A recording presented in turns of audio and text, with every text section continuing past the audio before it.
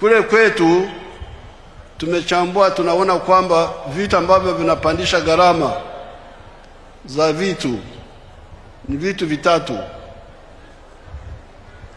usafirishaji, umeme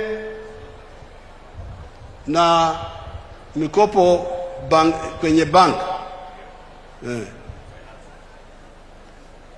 Kama unataka uchumi wako uendelee, lazima uangalie haya mambo matatu. Lazima gharama ya usafiri iwe ya chini, gharama ya umeme iwe ya chini.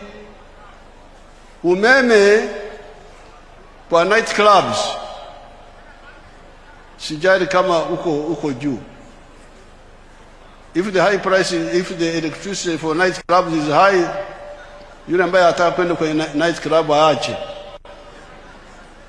Lakini umeme kwa kiwanda lazima uwe chini.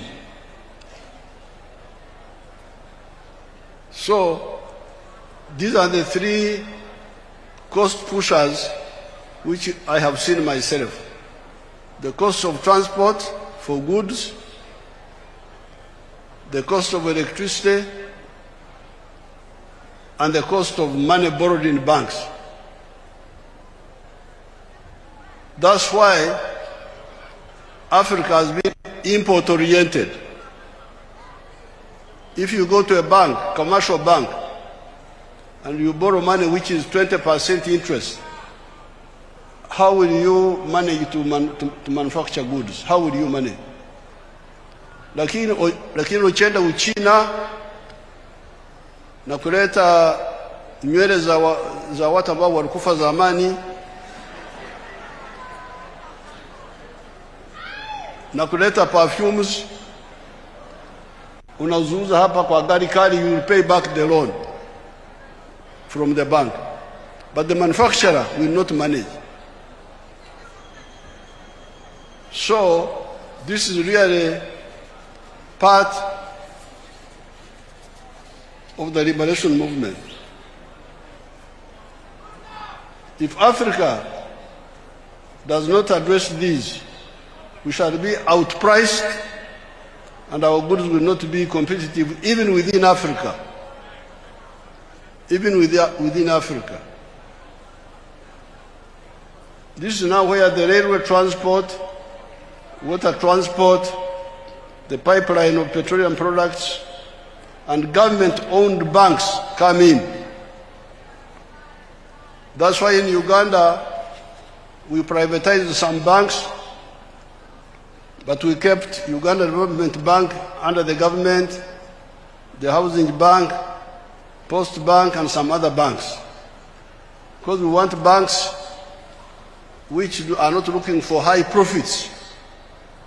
We want banks which are looking for cost recovery and a modest profit, but mainly service delivery. Transformation, which His Excellency President Ruto was talking about. These banks, if they are government-owned, will not be looking for high profits. They will be looking at cost recovery, and moderate profits.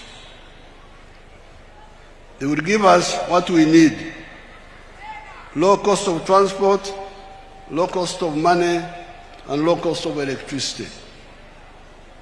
The private sector can come in, but the government needs to agree with them about the prices that they charge. Our experience is that in these three crucial areas, especially the railway and electricity, for the banks, we kept our banks, government banks, to fund manufacturing. So if you want to go to commercial bank, wakuibie huko kwenda, no problem.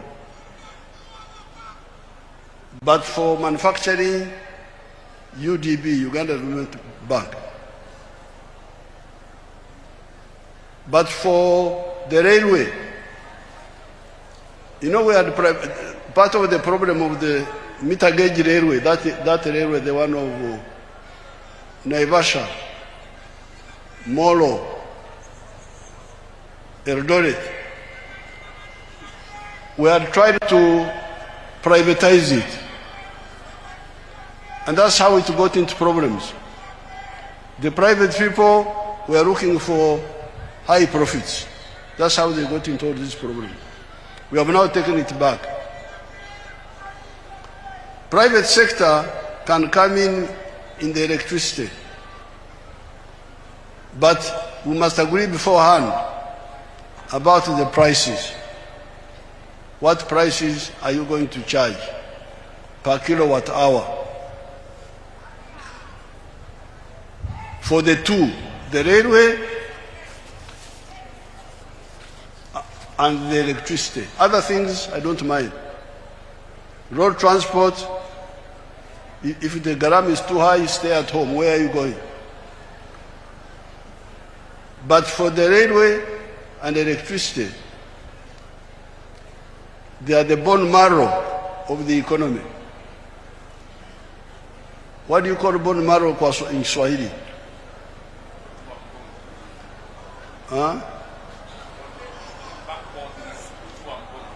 Mtu wa mgongo. Waswahili hawana maneno ya kutosha. Nitawaletea maneno ya kule bara. Kwa Uganda tunasema musomyo. Na kwa Kinyankole tunasema umshokoro. Bone marrow. The bone marrow of the economy is electricity and transport, especially rail transport. So therefore, I'm very happy to be here to take part in this historic. I want to congratulate Kenya for struggling and bringing the railway from Mombasa to Nairobi, from Nairobi to Naivasha, now from Naivasha to here, and now from here to Malaba. We are going to push our part. We are already pushing our part from Malaba to Kampala, from Kampala to Kasese, Kasese to Mpondwe, drinking with DRC. And then we are working on the railway from Tororo to Gulu to Nimule to Juba, and also on the line from Bihanga to Kigali, on the other, a branch. So you people who have come here, you are, every one of you should take a picture of yourself here, because you are now part of history.